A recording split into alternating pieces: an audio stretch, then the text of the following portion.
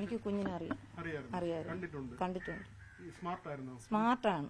ഇത്രയും ബുദ്ധി ഒരു കുട്ടികൾക്ക് ഞാൻ നോക്കിയിട്ട് ഇവിടെ നമ്മളെ കോട്ടകൾ കൊണത്ത് ഈ പ്രായത്തിൽ ഡാൻസ് കളിക്കുന്നതായാലും അത് ഓരോ വാക്കുകൾ പറയുന്നതായാലും ഓരോ അവർ അതിൽ ആ ശ്രീധുവിന്റെ ഫോണിൽ തന്നെ കാണുമായിരിക്കുമല്ല ഓരോ വേഷം ഇട്ടായാലും നിൽക്കുന്ന ആ ഒരു രംഗം മറക്കാൻ പറ്റാത്ത രംഗം.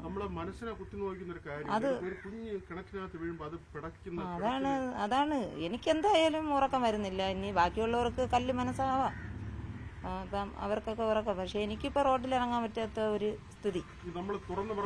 എന്നെ കളിയാക്കുന്നത് തുറന്ന് പറയുന്നത് ആ കൊച്ചിനെ ഞാൻ കാണുന്ന കാര്യമേ ഞാൻ ഇവിടെ പറഞ്ഞിട്ടുള്ളൂ. എന്റെ സംഭവത്തിൽ എനിക്ക് ഒരുപാട് നോട്ടുകെട്ടുകളൊന്നും കൊടുക്കാനില്ല. ഞാൻ ഏറ്റവും സാമ്പത്തികം കുറഞ്ഞ ഒരു വീട്ടിലുള്ളതാണ്.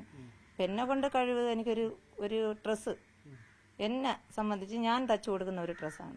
അപ്പം അതെനിക്ക് എന്നെ ഇപ്പോൾ റോഡിലിറങ്ങുമ്പോൾ എനിക്ക് ഒരുപാട് വേദന തരുന്ന ഒരു കാര്യമാക്കി തീർത്തു. അപ്പം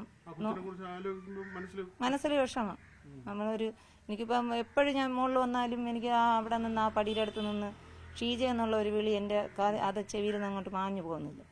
ഷീജ. പിന്നെ ഞാനിവിടെ നിൽക്കുന്ന ഞാൻ അങ്ങ് അകത്ത് നിൽക്കുന്ന സമയത്തും അത് ശ്രീധു കാണും. ശ്രീധു ഒളിച്ച് ഇന്ന് അത് ശ്രദ്ധിക്കും. എന്താണെന്ന് വെച്ചാൽ കൊച്ചുകുട്ടിയല്ലേ, മാമിയെ ഷീജ എന്ന് വിളിക്കുന്ന അയാൾക്ക് അതൊരു ഇതാണ്. അപ്പം അവർക്കും അതൊരു സന്തോഷം.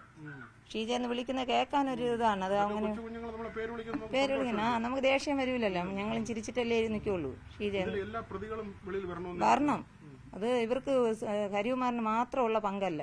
എന്തിനാണ് അവന് ഒരു മെന്റാലിറ്റി ഇല്ല? അവന് വണ്ടി ഓട്ടിക്കുന്നല്ല, ബാക്കി അവന് ജോലിക്ക് നിന്ന് ബാക്കിയുള്ള എല്ലാ കാര്യവും ചെയ്യണം. അപ്പോഴൊന്നും ഒരു മെന്റാലിറ്റി കാണുന്നില്ലല്ലോ. അപ്പം ഇപ്പോഴും മാത്രം എന്താണ് അവന് ഇത്രയും മെന്റാലിറ്റി വന്നത്? അപ്പം അത് നല്ല ബുദ്ധിയുള്ള മനുഷ്യർക്ക് അഭിനയിക്കാമല്ലോ. അപ്പം ഞാൻ 2 പ്രാവശ്യം മാറ്റി അങ്ങ് തിരിഞ്ഞും പറഞ്ഞാൽ അത് മാറ്റിയും തിരിഞ്ഞു വരുമ്പോൾ എനിക്ക് മെന്റലാണ്. എനിക്ക് വേറൊരു അസ്വസ്ഥ. നമുക്കത് സ്വയം ഹൃദയത്തിൽ നിന്ന് മാറ്റി പറയാമല്ലോ എല്ലാ കാര്യങ്ങളും.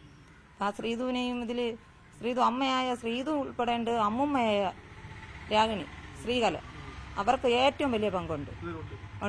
ആ മക്കളെ അയച്ചാൽ നമ്മൾ കൂടുതലും ഭർത്താവിൻ്റെ വീട്ടിൽ ജീവിക്കാൻ അനുവദിക്കുക. അപ്പോൾ ഒരുപാട് പ്രശ്നങ്ങൾ വരും. അതെല്ലാം നമ്മൾ സോൾവ് ചെയ്ത് വിട്ട് വയ്ക്കുക. അവർ വീണ്ടും വീണ്ടും വീണ്ടും അവരെ മോളെ പിടിച്ച് ഇവിടെ നിർത്തി ആ കൊച്ചുങ്ങളെ ഒരു കുഞ്ഞ് ഒന്നും അറിഞ്ഞുകൂടാത്ത ഒരു കൊച്ച് ഇതിൽ വലിയൊരു ഇത് ആത്മഹത്യ എന്ന് പറഞ്ഞ് ഇത്ര സങ്കടം ആർക്കും വരില്ല, ജനങ്ങൾക്ക് വരാനില്ല. അതിൽ 2.5 വയസ്സായ കുഞ്ഞ് ഒന്നും അറിഞ്ഞിട്ടില്ല. ഈ ഭൂമിയിൽ വന്ന് എല്ലാവരും ചിരി മാത്രമേ കണ്ടിട്ടുള്ളൂ. ചിരി മാത്രം.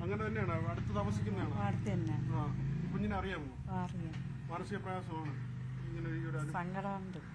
അത്രയ്ക്ക് നല്ല സ്നേഹം കാര്യം കൊച്ച്.